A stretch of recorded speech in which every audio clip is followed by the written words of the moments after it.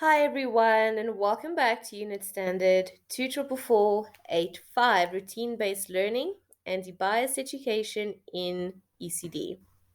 Once again, as these classes usually go, I give a more brief video in terms of written content. But for these videos, I have done a lot of extensive summarizing as I would. I've written as I would speak or explain. I will thus be doing a voiceover for the content within these slides with little deviation from the slide. What is routine based learning? Before we even go into that, I would just like to mention the importance of routine. So that it doesn't need to dictate your entire day, but to have routine every day is of such importance due to the fact that it gives you more predictability throughout your day. So, especially for children, younger children, children with autism, and even as adults, it eradicates chaos for the most part. We try. That is the point of a routine, is to try to eradicate chaos. It gives you certainty. You know what to expect the day coming, and that allows security. So the first types of routines are those of the day, week, month, and year. For example, every Monday at 9 we have breakfast, 9:30 prayers and devotions, 10 o'clock tea time, and then the second time of types of routines are those the child follows within specific activities. For example, when I get to class, perhaps at 8 o'clock, I need to pack my backpack away. When I go to lunch, I need to go to the cafeteria. So those are instructions to follow per specific activities. Why are they important? They do not have to be a prison. Routines are there to provide us with the assurance that we can achieve certain goals throughout our day. They are there to provide order. Not all routines require a cemented time slot for activities to take place, however, they require time frame understanding. Children who are deaf blind and children who have autism are able to achieve a level of certainty and security in the realms of a routine, as I mentioned when we started this session. Plan for the day you wish to have, not the day you dread. Learning occurs on two levels. One, within the routine itself and the specific task associated with the routine, and two, through the process of generalization, i.e., establishing a frame of reference that can be used to learn other skills and concepts. Now, with generalization, this takes place when we learn patterns and rules. For example, a child concludes that a round object is a ball. Said child then sees an orange and calls it a ball. A child sees cafeteria and knows that that is where he gets his lunch. The routine may be used to integrate skills and concepts in the following areas. Adapted communication, for example, students routinely provide their names, parents' names, physical environments, and parents' telephone number with their teacher. Students know they can share information with their teacher with ease. They may find security in knowing that every morning before they start learning, their teacher is available to talk.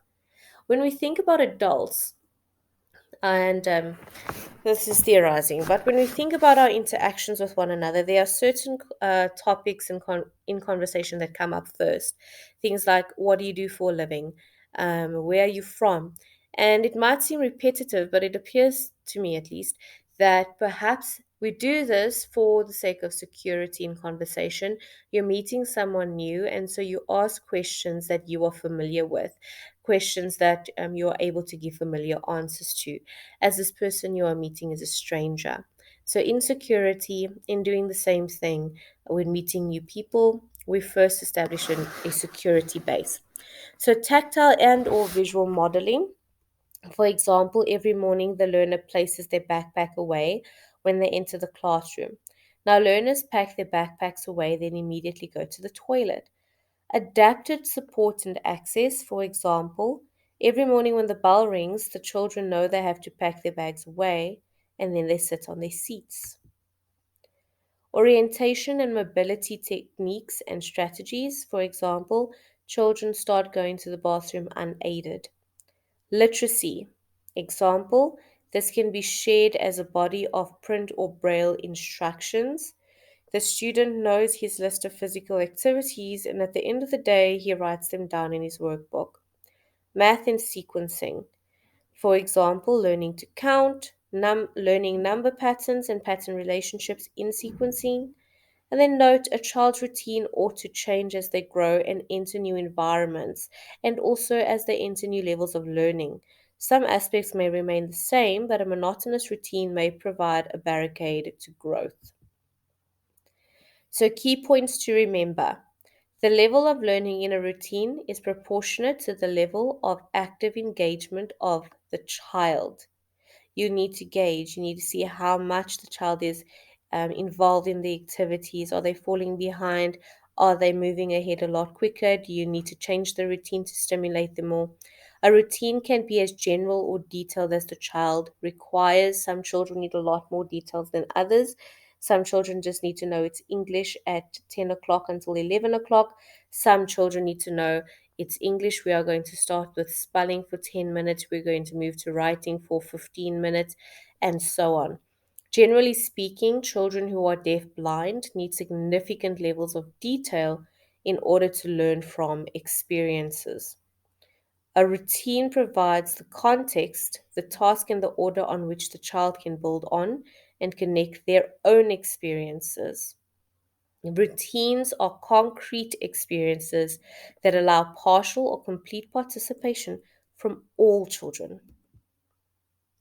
A child may be able to apply the knowledge and skills learned from one experience to the routines of another.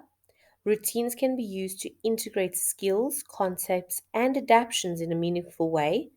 Routines need to change as the child and the environment changes, and all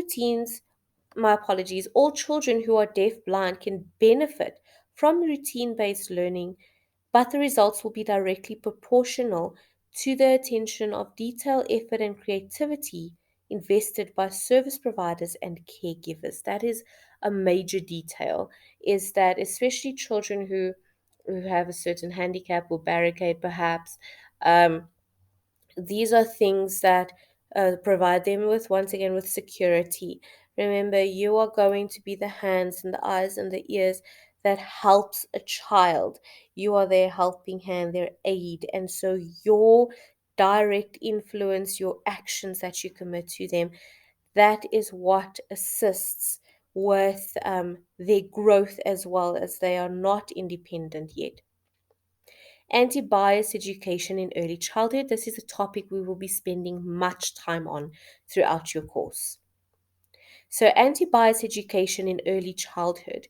Children have absorbent little brains that soak in speech and actions of good and bad influences. The efforts to prevent biases in the classroom. In the efforts to prevent biases in the classroom, some teachers choose to adopt an anti bias curriculum. So, what does that mean? This advocates for the curriculum, believe the curriculum fosters each child's construction of a knowledgeable, confident self identity, comfortable, empathetic interaction with people from diverse backgrounds, critical thinking about bias, ability to stand up for herself or himself and for others in the face of bias. And it also includes perhaps reading stories of diversity, or reading one story where one family is one culture, the next story where the family is a different culture, the next story where it's joint cultures. So allowing the celebration and acceptance of different cultures in the classroom. We can implement anti bias curriculum in the classroom by setting up an awareness support group for teachers. So look at your own biases first, look inward first. Find out why the biases are there and what you can do to counter them. As the Bible says, look at the log in your own eye first before looking at the splinter in your neighbor's eye. So look inward, do a bit of introspection. Number two, analyze the child's awareness. Find out the degree of the child's prejudices. Should they have any? Allow for open, respectful, judgment free feedback from the children about their biases. For example, if they come from a family that contains certain biases, that still is very, as we call it these days, old fashioned, or has beliefs that are against or that are prejudice. You'll see it in the child and you pick it up in the child. So instead of yelling, screaming, shouting at the child, find out where that judgment or that prejudice comes from and then address that. Evaluating the environment. A child's environment can subconsciously or consciously reinforce certain biases. For instance, do all the pictures in the classroom feature a particular race group? Could this be pushing a racial agenda? Number four, anti-bias activities that allows a show and tell. You might allow a show and tell about each learner's culture so they can celebrate it and feel comfortable and excited about their culture. Learners can bring foods and wear clothing that celebrates their respective cultures so they can learn from one another. And then number five, reassess and analyze. Always evaluate mistakes and move forward with new solutions. Biases may change and approaches may differ, especially if you teach the child a better way of viewing something without making them feel oppressed or ashamed for their original views. How to measure success. So, once again, our jobs are not just to give an activity and walk away. We need to measure how well the child is doing, and we need to measure success in the classroom. So, is the child exhibiting a positive self identity? It's not only about academics, although that is the crux of what we do, but is the child exhibiting a positive self identity and understanding of his or her own uniqueness and the uniqueness of others? Does the child accept, understand, and feel comfortable about the differences in individuals and cultures? Has the child broken free of stereotypes? Does the child's attitude and approach enable them to live in a multicultural and multiracial world? It is for our best interest that we are non judgmental, that we can live with each other. We are in a very diverse world where there is so much to love about different cultures and different races. And so to experience that in joy as opposed to malice and anger and frustration goes a lot further than sitting every day thinking, why do I have to interact with that white man? Why do I have to interact with that black man? Why do I have to see that Indian man again? That is such a heavy burden to bear, and we should let it go. Just drop it, because there is something great and there's something bad in each of us, and none of us are better than the other. That is it for today. Once again, you do have activities to do according to your activity list. If you have any questions or queries, please feel free to contact us.